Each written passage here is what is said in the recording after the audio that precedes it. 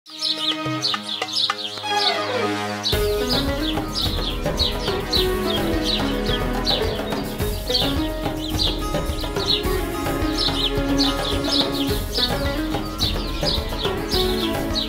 اللہ والصلاة والسلام علی رسول اللہ وعلی آلہ واصحابہ اجمعین الی یوم الدین۔ آج انشاءاللہ 14ویں پارے کا خلاصہ بیان ہوگا۔ 13ویں پارے کی آخری آیات وہ سورہ حجر کی ابتدائی آیات ہیں۔ الف لام را یہ حروف مقطعات ہیں، ان کے معنی اللہ ہی کو معلوم ہیں۔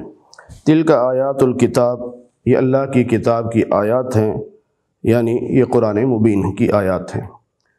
اللہ فرماتے ہیں بہت سارے موقع ایسے آئیں گے کہ کافر یہ تمنا کریں گے کہ کاش وہ مسلمان ہوتے، موت کے وقت بھی، قبر میں بھی، اور جب قیامت کے دن کھڑے ہوں گے تو پچھتائیں گے کہ کاش ہم بھی مسلمان ہوتے اور آج ہم عذاب سے بچ جاتے۔ پھر اللہ تعالیٰ فرماتے ہیں کہ انا نحن نزلنا الذکر وانا لہ لحافظون، اس قرآن کریم کو ہم نے نازل کیا ہے، ہم ہی اس کی حفاظت کریں گے۔ پہلی کتابوں کی حفاظت اس امت کے علماء اور پیروں کے ذمے تھی، جس کی وجہ سے ان لوگوں نے ان کتابوں میں رد و بدل کر دیا، لیکن قرآن کریم کی حفاظت کی ذمہ داری اللہ تعالیٰ نے لی ہے، اس لیے قرآن کریم میں کوئی ایک لفظ کی بھی تبدیلی نہیں کر سکتا۔ اللہ فرماتے ہیں کہ اللہ نے آسمانوں میں برج یعنی ستارے بنائے، اور پہلا جو آسمان ہے اس کو خوبصورت بنایا ان ستاروں کے ذریعے سے، اور اس آسمان کو محفوظ کیا ہے جنات سے، جو مردود قسم کے شیاطین جنات ہیں ان سے محفوظ کیا ہے۔ ہاں کبھی ایسا بھی ہوتا ہے کہ کوئی چوری چھپے بات سن لیتا ہے اور وہ واپس آنے لگتا ہے، تو پھر اسے ایک ستارہ ٹوٹ کے لگتا ہے، جس کو شہاب ثاقب بھی کہتے ہیں، شہاب مبین بھی کہتے ہیں۔ اس کی تفصیل پہلے بھی گزر چکی ہے اور مزید بھی آئے گی کہ نبی پاک صلی اللہ علیہ وسلم کی جب ولادت ہوئی تو ان جنات کا آسمانوں پہ جانا روک دیا گیا۔ پہلے یہ جنات بالکل آسمان کے قریب جاتے تھے، فرشتوں کی باتیں سنتے تھے، اور نجومیوں کے کانوں میں آ کے باتیں بتا دیا کرتے تھے، نجومی پیشن گوئی کر دیا کرتے تھے۔ تو بات تو ویسے ہونی تھی، اور وہ باتیں تو ہونی تھی جو انہوں نے بتائی تھی، کیونکہ فرشتوں نے خود آپس میں باتیں کر کے بتائی۔ تو لوگ کہتے جی بڑی پہنچی ہوئی سرکار ہے یہ نجومی، دیکھو جی پہلے بتا دیا تھا۔ تو نبی پاک صلی اللہ علیہ وسلم جب دنیا میں تشریف لائے تو اب ان جنات کا آسمانوں پہ جانا روک دیا گیا، اب نہیں جا سکتے۔ لیکن کبھی کبھار ایسا بھی ہو سکتا ہے کہ کوئی جن اتنا تیز ہو کہ فرشتوں کو ڈانچ دے کے نکل جائے، تو وہ آسمان کے قریب جا کے جب فرشتوں کی بات سن کے واپس آ رہا ہوتا ہے، تو اللہ تعالیٰ نے ایک خودکار نظام بنایا ہے جسے آٹومیٹک سسٹم کہتے ہیں، کہ ایک ستارہ ٹوٹتا ہے، اسے لگتا ہے، اسے جلا کے راکھ کر دیتا ہے، یعنی واپس نہیں آنے دیتا۔ پھر اللہ فرماتے ہیں کہ ہم نے زمین کو بچھایا ہے اور اس میں پہاڑ گاڑے ہیں، اور اس میں ہم نے ہر چیز اپنے اندازے کے مطابق پیدا کی ہے۔ اسی زمین میں تمہارا بھی رزق ہے، اور جن کو تم رزق نہیں دیتے ان کا رزق بھی ہے۔ بہت سارے جانور ایسے ہیں جن کو ہم نہیں پالتے، اللہ تعالیٰ نے ان کا رزق بھی اس زمین میں رکھا ہے۔ اور اللہ کے پاس ہر چیز کے خزانے ہیں، اور اپنے علم کے مطابق اللہ تعالیٰ ان کو نازل کرتا رہتا ہے۔ یہ جو سمجھ لینا، اور خاص طور پہ جو کفریہ نعرہ لگ رہا ہے کہ جی بچے کم پیدا کرو کیونکہ وسائل کم ہیں، یہ سب جھوٹ ہے۔ اللہ کو پتہ ہے کہ زمین پہ کتنے انسان ہیں اور میں نے کتنا رزق بھیجنا ہے۔ وسائل تو بہت زیادہ ہیں۔ ایک تحقیق کے مطابق اس وقت دنیا میں اگر 8 ارب انسان ہیں تو وسائل اس وقت 10 ارب سے زیادہ لوگوں کے لیے موجود ہیں، لیکن ان وسائل کی تقسیم صحیح نہیں ہے۔ اس تقسیم صحیح نہ ہونے کی وجہ سے بعض لوگ وسائل سے محروم رہ جاتے ہیں، بجائے اس کے کہ لوگوں کو کہا جائے کہ جی بچے کم پیدا کرو کہ وسائل کم ہیں، اپنے وسائل کی تقسیم کو صحیح کیا جائے۔ اگلے رکوع میں اللہ تعالیٰ نے آدم علیہ السلام کی پیدائش کا ذکر کیا کہ ہم نے انسان کو بنایا، اور جنات کو بھی انسانوں سے پہلے اللہ نے بنایا۔ پھر اللہ نے فرشتوں کو حکم دیا آدم علیہ السلام کو سجدہ کرو۔ یہ واقعہ پہلے پارے میں بھی گزر چکا ہے، 8ویں پارے میں بھی تفصیل سے اس کا تذکرہ آ چکا ہے۔ جب شیطان کو جنت سے نکال دیا گیا تو اس نے ایک چیلنج یہ کیا تھا کہ اللہ میں آپ کے بندوں کو گمراہ کروں گا، البتہ جو آپ کے بندے ہیں جو مخلص ہیں اور جن کو آپ نے چن لیا ہے، جو آپ کے راستے پر چلنے والے ہیں، تو وہ مجھ سے بچ جائیں گے۔ تو اللہ نے بھی فرمایا کہ میرے جو بندے ہوں گے، یعنی میری تابعداری کرنے والے ہوں گے، ان پر تیرا زور نہیں چل سکے گا۔ اللہ فرماتے ہیں کہ ہم نے جہنم کا وعدہ کر رکھا ہے، یعنی کافر بھی اور یہ جو شیطان ہے یہ بھی جہنم میں جائے گا، اور جہنم کے جو دروازے ہیں وہ 7 ہیں، لہا 7 ابواب، جہنم کے 7 دروازے ہیں، اور ہر دروازے سے جس گروپ نے جانا ہے اللہ نے وہ تقسیم پہلے سے کر دی ہے۔ اور جو متقی لوگ ہیں اللہ ان کو جنت میں بھیجے گا، اور جنت کے 8 دروازے ہیں۔ اور چونکہ رمضان چل رہا ہے تو یہ بات بھی ہمارے لیے خوش آئند ہے کہ روزے رکھنے والوں کے لیے اللہ نے جنت کا ایک دروازہ مخصوص کر رکھا ہے جس کو باب الریان کہتے ہیں، کہ وہاں سے وہ لوگ گزریں گے جو روزے رکھا کرتے تھے۔ پھر اللہ تعالیٰ نے نبی علیہ السلام سے فرمایا کہ نبئ عبادی، میرے بندوں کو یہ خبر دے دو کہ اللہ تعالیٰ بہت معاف کرنے والا اور رحم کرنے والا ہے، اور اگر کوئی توبہ نہیں کرتا تو پھر فرمایا کہ یہ بھی بتا دو وَأَنَّ عَذَابِي هُوَ الْعَذَابُ الْأَلِيمُ، کہ پھر میرا جو عذاب ہے وہی بڑا دردناک عذاب ہے۔ پھر حضرت ابراہیم علیہ السلام کا واقعہ بیان ہوا جو پہلے 12ویں پارے میں بھی گزر چکا ہے، کہ فرشتے انسانی شکل میں آئے تھے، خوشخبری سنائی تھی کہ بیٹا ہوگا۔ پھر ابراہیم علیہ السلام نے پوچھا کہاں آئے ہو؟ انہوں نے کہا جی قوم لوط کی طرف ہم جا رہے ہیں۔ تو قوم لوط کی طرف جب وہ فرشتے گئے، انسانی شکل میں گئے، لوط علیہ السلام بڑے پریشان ہوئے، تو اللہ نے ان کو حکم دیا کہ رات کے آخری پہر میں آپ یہاں سے چلے جائیے گا اور ایمان والوں کو یہاں سے لے جائیے۔ تو قوم جو تھی وہ بڑے خوش ہوتی ہوئی آئی کہ جی لڑکے آئے ہیں۔ تو لوط علیہ السلام نے فرمایا کہ میرے مہمانوں کے سامنے مجھے رسوا نہ کرو، کیونکہ مہمان کی بے ادبی یا بے اکرامی اصل میں میزبان کی بے اکرامی ہوا کرتی ہے۔ تو آپ نے فرمایا گھروں میں جاؤ، تمہاری بیویاں موجود ہیں، ان سے خواہش پوری کرو۔ تو انہوں نے کہا جی آپ کو تو پتہ ہے کہ ہمیں ان سے کوئی غرض نہیں۔ یہاں پر اللہ تعالیٰ نے نبی پاک صلی اللہ علیہ وسلم کی زندگی کی قسم کھائی، فرمایا لعمرک، میرے محبوب تیری زندگی کی قسم، وہ اپنے نشے میں مدہوش ہوئے پڑے تھے۔ پھر صبح کو ہم نے عذاب بھیجا اور ان کو پکڑا، اور نیچے کو اوپر اور اوپر کو نیچے کر دیا اور پتھروں کی بارش کی۔ اس کے بعد پھر قوم مدین کا بھی اشارتاً ذکر یہاں پر اللہ تعالیٰ نے کیا ہے کہ قوم مدین نے رسولوں کا انکار کیا۔ رسولوں کا انکار کرنے کا مطلب یہ ہے کہ جو شخص ایک رسول کا انکار کرے وہ ایسے ہے گویا اس نے تمام رسولوں کا انکار کر دیا ہے۔ اللہ فرماتے ہیں کہ ہم نے آپ کو 7 مثانی عطا کی۔ 7 مثانی سورہ فاتحہ کو کہتے ہیں کہ جس کی 7 آیات ہیں اور جن کو بار بار پڑھا جاتا ہے، یعنی نماز کی ہر رکعت میں پڑھا جاتا ہے۔ والقرآن العظیم، اور ہم نے اس کے علاوہ قرآن عظیم بھی دیا ہے، یعنی سورہ فاتحہ کا اللہ نے ذکر الگ سے کر کے اس کی فضیلت بتا دی ہے۔ پھر اللہ تعالیٰ فرماتے ہیں کہ جو لوگ آپ کا مذاق اڑاتے ہیں یا آپ کو تکلیف پہنچاتے ہیں، آپ پریشان نہ ہو، آپ کی طرف سے ہم خود انتقام لینے والے ہیں، ہم خود کافی ہیں ان کے لیے۔ اور فرمایا ہمیں معلوم ہے کہ ان کی باتوں سے آپ کو تکلیف ہوتی ہے، تو ان کی باتوں سے بچنے کے لیے، یعنی اس تکلیف سے بچنے کے لیے اللہ حکم دے رہے ہیں کہ اپنے رب کی حمد و ثنا کیا کریں، نماز پڑھا کریں اور اپنے رب کی عبادت کریں جب تک اللہ کا حکم نہیں آتا، یعنی جب تک موت نہیں آتی اللہ کی عبادت کرتے رہیں۔ آگے سورہ نحل کا آغاز ہو رہا ہے، اس میں بڑا سخت جملہ آغاز ہی میں اللہ نے فرمایا، کیونکہ کافر بار بار کہا کرتے تھے لے آؤ عذاب، لے آؤ عذاب، کیوں نہیں عذاب آتا؟ اللہ سنو اتا امر اللہ، بس آ گیا اللہ کا عذاب، جلدی مت کرو۔ سبحانہ، اللہ ہر کمزوری سے پاک ہے، اور تم اللہ کے ساتھ جو شرک کرتے ہو اللہ اس سے بہت بلند ہے۔ اللہ تعالیٰ فرشتوں کو بھیجتا ہے اپنا حکم دے کر اپنے بندوں میں سے جس پہ چاہتا ہے، یعنی جس کو اللہ نبی بنانا چاہتا ہے اس پر اللہ تعالیٰ فرشتے کو بھیج دیتا ہے، اور پھر وہی آتی ہے اس لیے کہ وہ لوگوں کو سمجھائیں کہ اللہ کے سوا کوئی معبود نہیں، لہٰذا اللہ سے ڈرا کرو۔ اللہ فرماتے ہیں کہ ہم نے انسان کو ایک گندے قطرے سے پیدا کیا، لیکن انسان بڑا عجیب ہے، یہ اللہ ہی سے پھر جھگڑنا شروع کر دیتا ہے۔ اللہ نے پھر اپنی نعمتوں کا ذکر فرمایا کہ ہم نے جانور تمہیں دیے ہیں جن سے تم گوشت بھی کھاتے ہو، ان سے دودھ بھی حاصل کرتے ہو، بعض پہ تم سواری بھی کرتے ہو، اور بعض تمہاری عزت کا سبب بھی ہوتے ہیں۔ یعنی دیہاتوں میں صبح کو جانور جا رہے ہیں تو لوگ دیکھ رہے ہیں کہ فلاں چودھری صاحب کے اتنے جانور جا رہے ہیں، واپس آ رہے ہیں تو وہ زیادہ ہوتے ہیں تو لوگوں کی یہاں عزت بنتی ہے کہ دیکھو جی اتنی سینکڑوں کی تعداد میں جانور آ رہے ہیں۔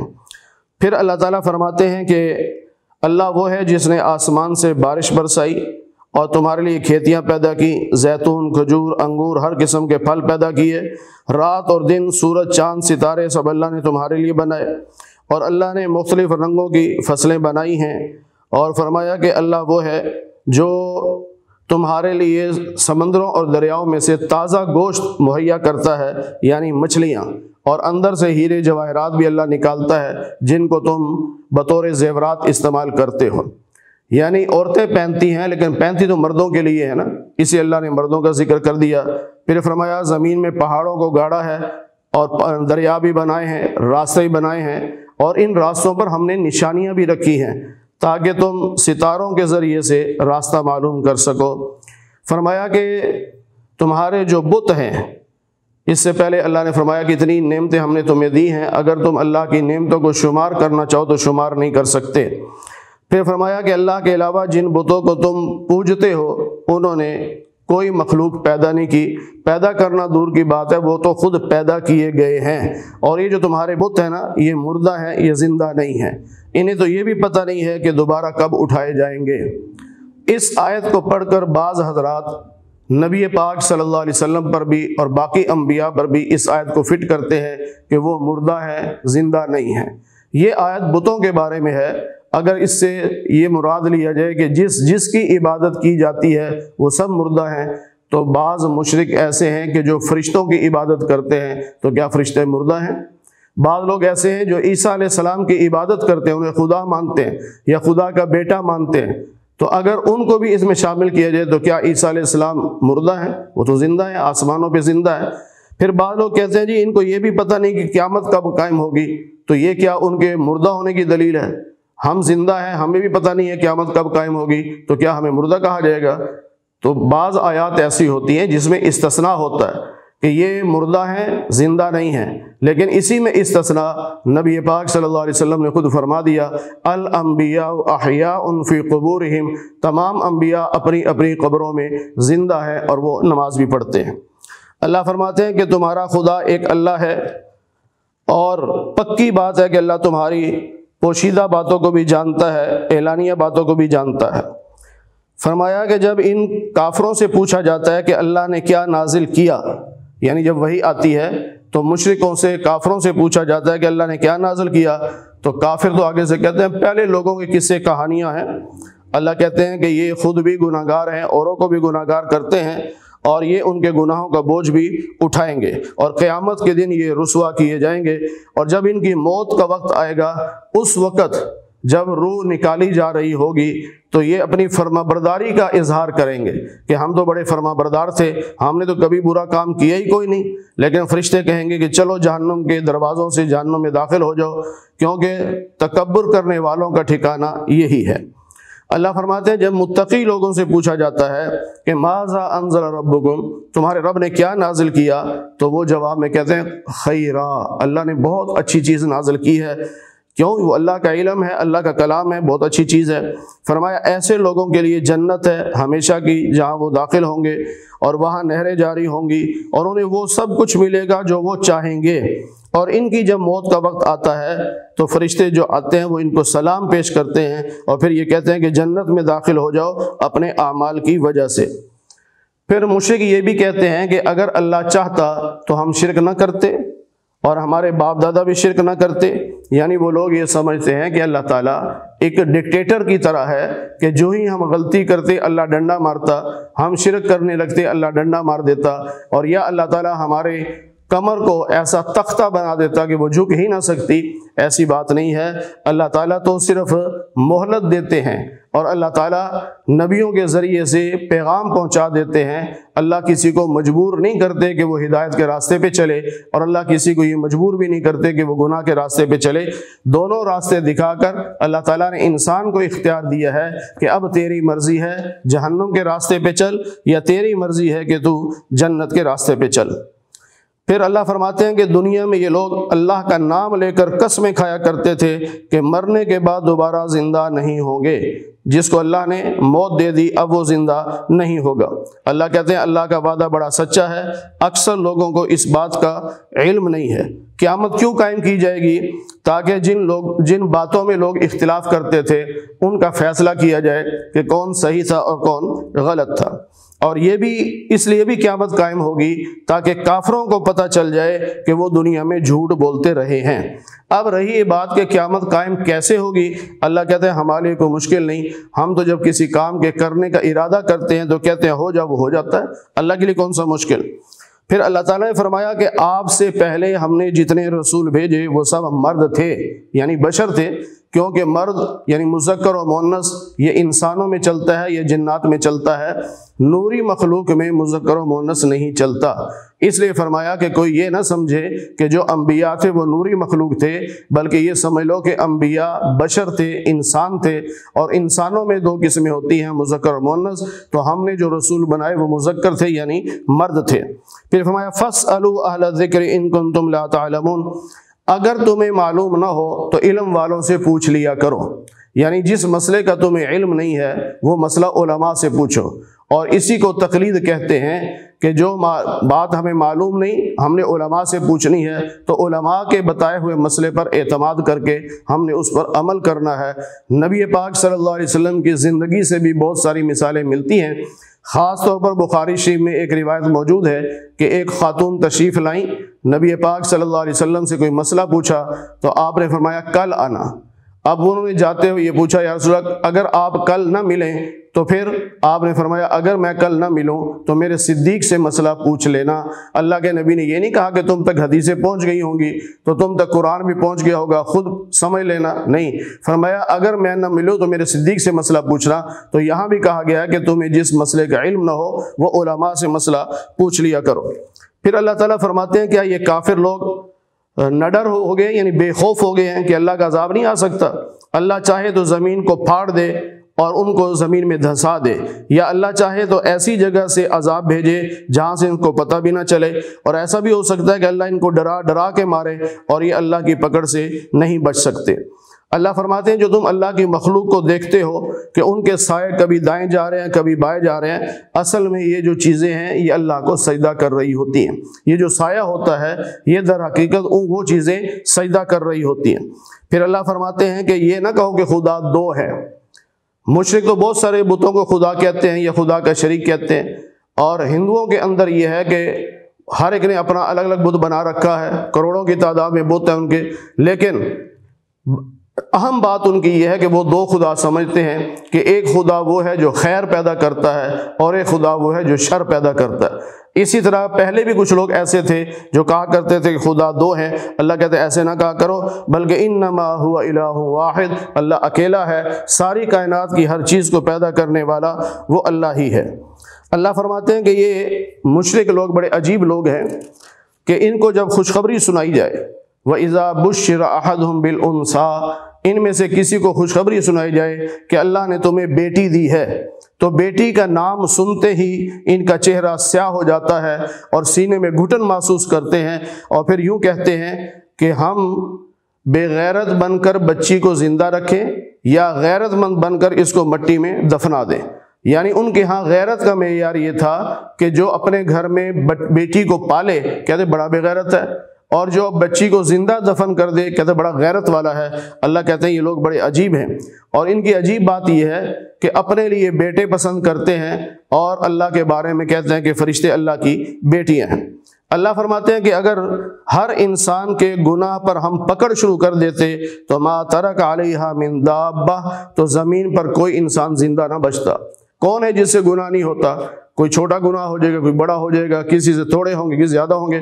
تو اللہ کہہ رہے ہیں ادھر انسان غلطی کرے ادھر ہم پکڑ لیں تو پھر زمین پہ کوئی زندہ نہیں رہ سکتا۔ پھر اللہ تعالیٰ نے فرمایا کہ یہ جو جانور ہیں ان کے بارے میں ذرا غور و فکر کرو اور سوچو، وَإِنَّ لَكُمْ فِي الْأَنْعَامِ لَعِبْرَةً، جانوروں کے اندر تمہارے لیے ہم نے سبق رکھا ہے، عبرت رکھی ہے۔ وہ کیا کہ کبھی دیکھو ہم ان کے پیٹوں سے دودھ نکال کے لاتے ہیں جو تم پیتے ہو، اور وہ دودھ جو ہے وہ گوبر اور خون کے درمیان سے نکل کے آتا ہے، کہ گوبر بھی ہے خون بھی ہے، درمیان سے دودھ نکل کے آ رہا ہے، بڑا صاف شفاف ہے، کسی قسم کی اس میں سمیل نہیں ہے، اور پینے کے لیے بہترین ذائقے والا دودھ ہے۔ تو کبھی اس پہ غور کیا کرو گے اتنا صاف شفاف دودھ کیسے نکلتا ہے، یہ صرف اللہ کی قدرت ہے۔ پھر اس سورت کا نام چونکہ سورہ نحل ہے تو نحل کہتے ہیں شہد کی مکھی کو، تو یہاں پر اللہ نے شہد کی مکھی کا ذکر کیا کہ اللہ حکم دیتا ہے شہد کی مکھی کو کہ اپنا چھتا لگاؤ پہاڑوں کے اوپر یا درختوں کے اوپر یا کسی اونچی بلڈنگ پر۔ کیوں؟ اس لیے کہ زمین سے جتنا اوپر جائیں گے اتنی فضا صاف ہوگی، تو جب اوپر چھتا لگائے گی تو زمین کی گرد و غبار سے وہ شہد محفوظ رہے گا، اس لیے اللہ نے اس کو حکم دیا کہ اوپر جا کے چھتا لگا۔ پھر اللہ نے اسے یہ بھی کہا کہ پھلوں سے رس چوس اور رس چوس کے یہاں چھتے میں آ، اور یہ سارے کام کرنے کے بعد اللہ فرماتے ہیں کہ فیہ شفاء للناس، اس شہد میں اللہ نے لوگوں کے لیے شفا رکھی ہے۔ میں تھوڑا سا مختصر سا ذکر کر دوں کہ یہ جو چھتا لگتا ہے یہ پوری ایک سلطنت ہے۔ ایک بڑی مکھی ہوتی ہے اس کو ملکہ کہتے ہیں، وہ 6000 سے لے کر 12000 تک انڈے دیتی ہے، ہر انڈے سے مکھی نکلتی ہے۔ جب وہ مکھیاں نکلتی ہیں تو وہ ملکہ پھر ان کی ٹیمیں بناتی ہے۔ ایک ٹیم وہ ہوتی ہے جو انجینئر ہوتی ہے، اس نے وہ چھتا بنانا ہوتا ہے، اور ایک ٹیم وہ ہوتی ہے کہ جو لیبر کا کام کرتی ہے، وہ جاتی ہے اور سفید پاؤڈر وہ تلاش کر کے لاتی ہے، وہ اس کو دیتی ہے، اور جو انجینئر والی ٹیم ہے وہ اس سفید صفوف سے پاؤڈر سے چھتا تیار کرتی ہے۔ اور وہ عجیب کاریگر ہے کہ چھتے کے اندر جو سوراخ ہوتا ہے وہ مسدس یعنی 6 کونوں والا ہوتا ہے، کیونکہ 6 کونوں والی جو بلڈنگ ہوتی ہے اسے کوئی کونا ضائع نہیں جاتا۔ پھر ایک ٹیم وہ ہوتی ہے کہ جو رس چوس کے آتی ہے، پھر ایک ٹیم وہ ہے جو سیکورٹی کا کام کرتی ہے، جو رس چوس کر آنے والی مکھیاں ہوتی ہیں وہ ان کو سونگتی ہیں سیکورٹی والی۔ اگر وہ محسوس کریں کہ یہ کسی گندے چھتے پر گندے پھل پر بیٹھ کر آئی ہیں تو وہ ملکہ کو شکایت کرتی ہیں، اور ملکہ پھر دوبارہ تحقیق کرتی ہے۔ اگر پتہ چل جائے کہ یہ کسی گندے پھل پر بیٹھ کر آئی ہے تو اس کو وہیں پر قتل کر دیا جاتا ہے۔ اس لیے آپ نے دیکھا ہوگا کہ شہد کے چھتے کے نیچے کچھ مکھیاں مری پڑی ہوتی ہیں۔ اتنا صاف شفاف نظام رب نے بنایا ہے۔ اس کے بعد فرمایا کہ اب جو شہد تیار ہوا ہے اس میں انسانیت کے لیے شفا ہی شفا ہے۔ اللہ وہ ہے جس نے تمہیں پیدا کیا، موت بھی وہی دے گا، اور بعض لوگوں کو اللہ تعالیٰ اتنی لمبی عمر دے دیتا ہے جس کو ارذل العمر کہتے ہیں، کہ نکمی عمر، کہ بڑا عالم ہونے کے باوجود، بڑا علم والا ہونے کے باوجود اس عمر میں پہنچ کر ایسے ہو جاتا ہے جیسے علم ہے ہی نہیں ہے۔ لیکن دین کی برکت سے لمبی عمر والوں کا حافظہ ٹھیک رہتا ہے، اور جو دین پر نہیں چلتے عموماً ایسا ہوتا ہے کہ بڑھاپے میں جا کر وہ اپنے ہوش و حواس کھو بیٹھتے ہیں۔ پھر اللہ فرماتے ہیں کہ دیکھو رزق کے معاملے میں ہم نے بعض کو بعض پر فضیلت دی ہے، کسی کو رزق زیادہ دیا، کسی کو تھوڑا دیا۔ اب جس کو زیادہ دیا ہے رزق، دولت زیادہ دی ہے، وہ کبھی بھی نہیں چاہتا کہ جس کے پاس رزق کم ہے میں اس کو اتنا زیادہ دے دوں کہ ہم دونوں برابر ہو جائیں، کبھی نہیں چاہتا۔ تو اللہ فرماتے ہیں کہ جب ایک انسان دوسرے انسان کو اپنے برابر لانا پسند نہیں کرتا تو تم جب بتوں کو رب کے برابر لاتے ہو تو رب کیسے اس کو پسند کرے گا؟ اس لیے اللہ تعالیٰ شرک سے باز آنے کی جو ہے وہ ہدایت دیتے ہیں کہ شرک نہ کرو۔ اللہ کو سب سے زیادہ غصہ شرک پہ آتا ہے۔ فرمایا پھر اللہ نے تمہارے ہی اندر سے تمہاری بیویاں نکالی، یعنی آدم علیہ السلام سے ان کی بیوی حضرت حوا کو پیدا کیا، پھر سلسلہ چلتا رہا، مرد و عورت بن گئے۔ پھر اللہ کہتے ہیں ہم نے تمہیں بیٹے بھی دیے، پھر پوتے بھی دیے، پھر پاکیزہ رزق بھی دیا ہے۔ تو اب تم ایمان جو ہے اللہ کی نعمتیں اس پر ایمان نہیں رکھتے بلکہ ناشکری کرتے ہو، اور ایسوں کی عبادت کرتے ہو جو تمہارے رزق کے مالک نہیں ہیں۔ اور پھر اللہ تعالیٰ نے کچھ مثالیں دے کے شرک کی مذمت کرتے ہوئے سمجھایا، اور فرمایا کہ دیکھو قیامت کا جو معاملہ ہے وہ اللہ کے نزدیک ایسے ہے، بس آنکھ جھپکنے کی دیر ہے، قیامت قائم ہو سکتی ہے۔ اس سے بھی کم وقت میں اللہ تعالیٰ قیامت کو قائم کر سکتے ہیں۔ اللہ وہ ہے کہ جس نے تمہیں ماؤں کے پیٹوں میں پیدا کیا، وہاں سے پھر نکالا، تم کچھ نہیں جانتے تھے، پھر سننے کی طاقت بھی اللہ نے دی، بولنے کی طاقت بھی اللہ نے دی، سمجھنے سوچنے کی طاقت بھی اللہ نے دی، تاکہ تم اللہ کا شکر ادا کرو۔ لیکن اکثر لوگ ایسے ہیں جو اللہ کا شکر ادا نہیں کرتے۔ پھر اللہ فرماتے ہیں کہ وَيَوْمَ نَبْعَثُ فِي كُلِّ أُمَّةٍ شَهِيدًا، قیامت کے دن ہم ہر امت میں سے ایک گواہ کو اٹھائیں گے، یعنی ہر نبی کو، اور پھر ان پر آپ کو ہم گواہ بنائیں گے۔ وَجِئْنَا بِكَ شَهِيدًا عَلَىٰ هَٰؤُلَاءِ، اس کی تفصیل دوسرے پارے میں بھی گزری، 5ویں پارے میں بھی اس کی تفصیل گزری ہے۔ میں اس کا خلاصہ عرض کر دیتا ہوں کہ قیامت کے دن اللہ تعالیٰ تمام انبیاء سے پوچھیں گے میرا پیغام میرے بندوں تک پہنچایا تھا کہ نہیں؟ تمام انبیاء فرمائیں گے کہ اے اللہ آپ کا پیغام ہم نے پہنچا دیا تھا، لیکن کافر جو امتی ہیں وہ انکار کر دیں گے کہ انہوں نے نہیں پہنچایا۔ پھر اللہ انبیاء سے پوچھیں گے آپ کے پاس کوئی گواہ ہے؟ تمام انبیاء کہیں گے کہ اے اللہ امت محمدیہ ہماری گواہ ہے، ہم سب گواہی دیں گے کہ آپ کے نبی سچ کہتے ہیں، یہ کافر جھوٹ بولتے ہیں۔ پھر گواہوں پر جرح ہوگی، کافر یہ کہیں گے کہ تم تو پیدا بھی نہیں ہوئے تھے، تو تم یہ کیسے کہہ سکتے ہو کہ ان انبیاء نے پیغام پہنچایا؟ تو ہم پھر سب کہیں گے کہ ہمارے نبی پاک صلی اللہ علیہ وسلم نے ہمیں بتایا تھا کہ 1,24,000 انبیاء دنیا میں آئے، سب کے سب سچے تھے اور سب نے اللہ کا پیغام پہنچایا۔ تو اب اللہ تعالیٰ فرماتے ہیں کہ وَجِئْنَا بِكَ شَهِيدًا عَلَىٰ هَٰؤُلَاءِ، اب ہم آپ کو بطور گواہ لائیں گے۔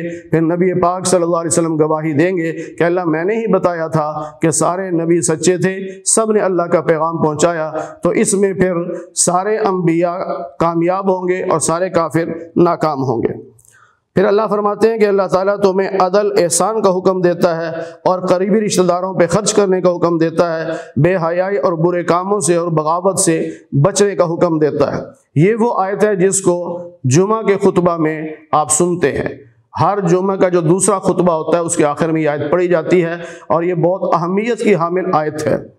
بہت سارے صحابہ ایسے تھے جنہوں نے صرف اس آیت کو سنا ہے اور مسلمان ہوئے، پہلے مسلمان نہیں تھے، یہ آیت سنی، اس پہ غور و فکر کیا تو مسلمان ہو گئے۔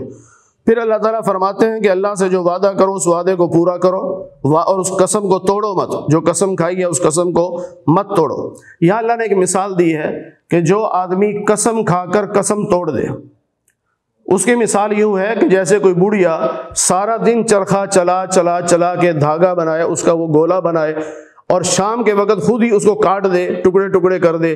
ہر آدمی کہے گا کتنی پاگل عورت ہے کہ سارا دن محنت کی ہے اور شام کو جو دھاگا تیار ہوا خود اس کو توڑ دیا، اپنا نقصان کر دیا۔ تو اللہ فرماتے ہیں جو قسم کھا کے قسم کو توڑ دیتا ہے وہ اس بڑھیا کی طرح پاگل پن کا اظہار کرتا ہے۔ پھر اللہ تعالیٰ فرماتے ہیں کہ جو اللہ کے پاس ہے وہ ہمیشہ باقی رہنے والا، یعنی تمہارے نیک عمل پر جو ثواب ملنے والا ہے اللہ کے پاس وہ جمع ہو رہا ہے، وہ ہمیشہ باقی رہے گا۔ اور جو کچھ تمہیں مل رہا ہے، یعنی قسم توڑ کر یا جھوٹ بول کر یا اللہ کے احکام کو چھوڑ کر تم لوگوں سے جو منافع لے رہے ہو، اس نے فنا ہو جانا، باقی نہیں رہے گا۔ لیکن اگر تم اس دین پہ ڈٹے رہو گے تو اللہ کے پاس سے جو انعام ملے گا وہ ہمیشہ ہمیشہ باقی رہنے والا ہے۔ اللہ فرماتے ہیں جو بھی نیک عمل کرے، چاہے مرد ہو یا عورت، شرط یہ ہے کہ وہ مومن ہونا چاہیے، تو ہم اس کو پاکیزہ زندگی عطا کریں گے، یعنی اچھی زندگی۔ پھر فرمایا فَإِذَا قَرَأْتَ الْقُرْآنَ، جب قرآن کریم کی تلاوت آپ شروع کریں تو اعوذ باللہ من الشیطان الرجیم اس کو پڑھ لیا کریں، اس لیے کہ شیطان مومنوں پر طاقت نہیں رکھتا اور رب پر بھروسہ کرنے والوں پر شیطان کا زور نہیں چلتا۔ شیطان کا زور تو ان پر چلتا ہے جو اللہ کے ساتھ شرک کرتے ہیں۔ پھر اللہ تعالیٰ نے فرمایا کہ یہ مکہ کے مشرک یوں کہتے ہیں کہ نبی پاک صلی اللہ علیہ وسلم نے یہ قرآن خود بنا لیا ہے، اور بلکہ یوں کہتے ہیں کہ ایک آدمی ہے جو آپ کو یہ باتیں بتاتا ہے اور آپ صبح کو ہمیں سنا کر کہہ دیتے ہیں کہ یہ اللہ کا کلام ہے۔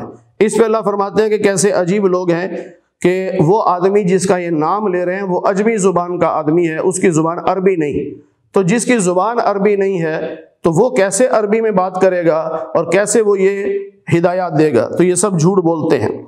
پھر یہاں ایک اور بڑا اہم مسئلہ یہ آ گیا کہ اگر کوئی شخص ایمان لانے کے بعد کفر اختیار کر لے لیکن دل میں ایمان ہو، اصل میں کچھ صحابہ ایسے تھے جیسے حضرت یاسر تھے اور حضرت عمار تھے، حضرت بلال تھے، حضرت سمیہ تھی، اور بھی کچھ صحابہ تھے جن کو کافروں نے گھیر لیا تھا اور انہوں نے مجبور کیا کہ آپ نبی کا انکار کرو، یعنی کلمہ چھوڑ دو۔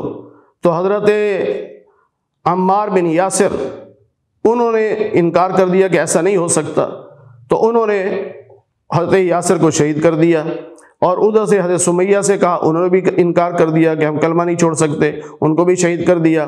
تو حضرت عمار جو تھے، جو ان کے بیٹے تھے، ان سے جب کہا تو انہوں نے جان بچانے کے لیے اوپر سے کفریہ جملے کہہ دیے، لیکن پریشان تھے، اللہ کے نبی کے پاس آئے تو نبی علیہ السلام نے پوچھا کہ دل میں کفر تھا؟ ان کا نہیں، دل مطمئن تھا ایمان پر، زبان سے صرف جان بچانے کے لیے کلمہ کفر کہا۔ اس پہ اللہ نے یہ آیت نازل فرمائی کہ جس نے اللہ کے ساتھ کفر کیا ایمان لانے کے بعد، مگر وہ اس کو ناپسند کرتا تھا اور دل اس کا ایمان پر مطمئن تھا، دل اس کا ایمان پر مطمئن تھا، تو یہ آدمی گنہگار نہیں ہے، کافر نہیں ہے۔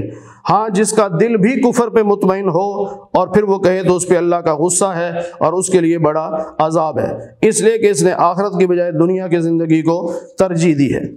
پھر یہاں پر ایک اور مثال اللہ نے بیان فرمائی کہ وَضَرَبَ اللَّهُ مَثَلًا قَرْيَةً، اللہ مثال بیان کر رہے ہیں ایک بستی کی جو بڑے امن اطمینان سے رہ رہی تھی، بڑی مطمئن تھی، ہر طرف سے رزق آ رہا تھا، یعنی نہ کوئی خوف تھا، نہ کوئی ڈر تھا، نہ کوئی رزق کی کمی تھی، سب کچھ اللہ دے رہا تھا۔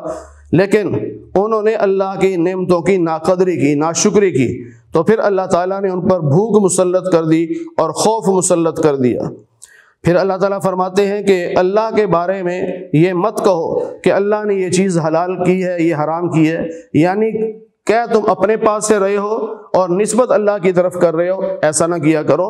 جو چیزیں واقعی اللہ نے حلال کی ہیں ان کو حلال مانو، جن چیزوں کو اللہ نے حرام کہا ہے ان کو حرام مانو، لیکن اپنے پاس سے حلال حرام بنا کر اور اللہ کی طرف منسوب کر دینا کہ اللہ نے ایسا کہا ہے تو ایسا جھوٹ مت بولو۔